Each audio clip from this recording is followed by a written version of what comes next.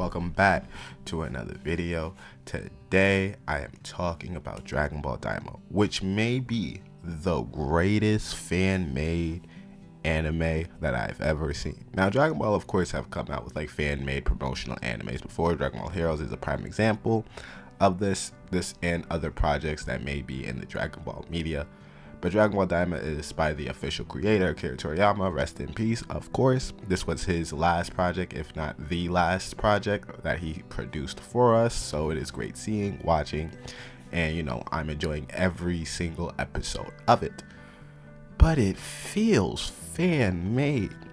For example, remember when y'all was, 6, 7 years old, right? And you was just online searching up Super Saiyan 5, Super Saiyan 6, and now there was like fan animations of it, rather Dragon Ball X or some other Dragon Ball content that you would find, fan animation that you would find on YouTube that would have these ridiculous forms, but since it was moving pictures, you was like, ooh, wow, right? And when you was 6 and 7, it stimulated the brain, which is cool.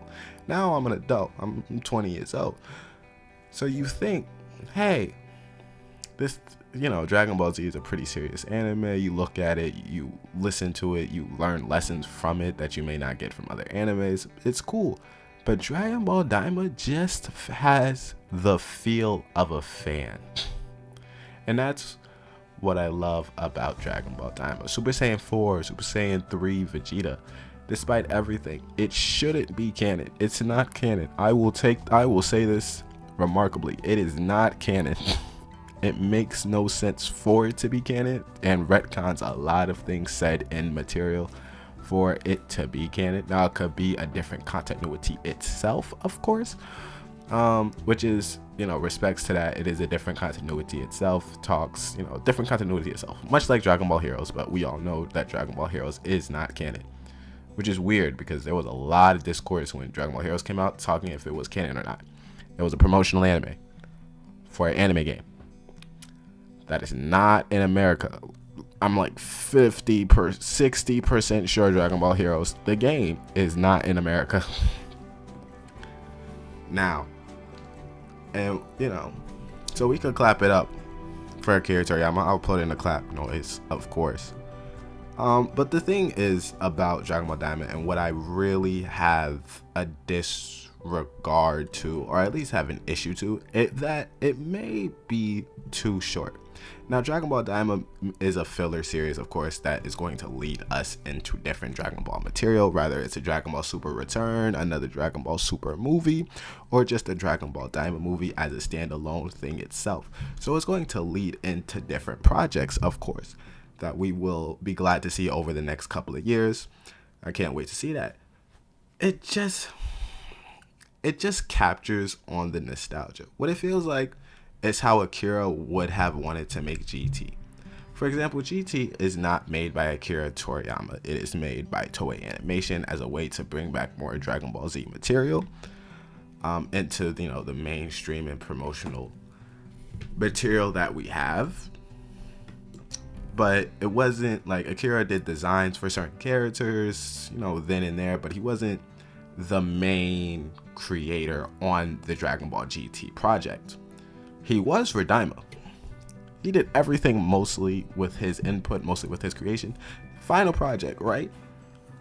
He put his grits in there. What? And you could see that he was really a fan too, and it had great moments. We have great action. Now the story is a little bit iffy, as it is just a copy and paste from GT, a little bit less convoluted from GT, but mostly the same, right? But it just has that fan feel of it. It's not like the other animes from the other animes of the big three, or any of like the big shonen animes that have the feel of the a serious tone, follow the story episode by episode. It just feels like a fun loving fan anime. It's like a love letter, and to that I appreciate Akira Toriyama.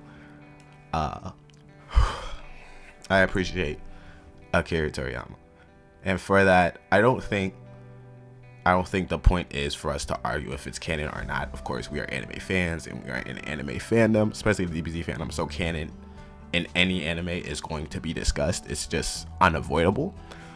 But I don't think he wanted this to be canon. Of course, can't speak on him.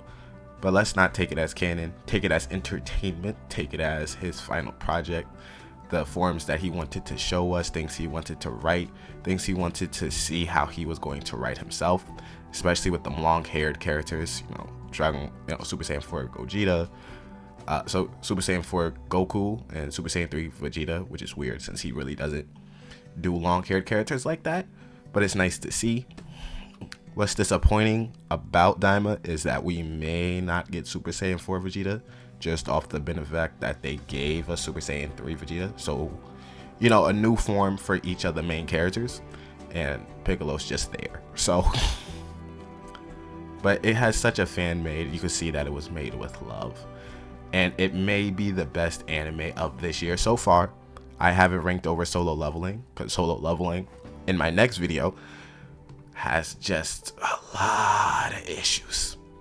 I'll see which video I post first. So if you see this, if I post this after the Solo Leveling video, Solo Leveling should pop up as as in a cue card. But if not, it'll be a different video. But subscribe right now. Dragon Ball Daima is the anime of the year. I'm not giving it out to Solo Leveling. I have big issues with that. Discussed in a different video, of course, though. Subscribe, and I'll see you in the next one.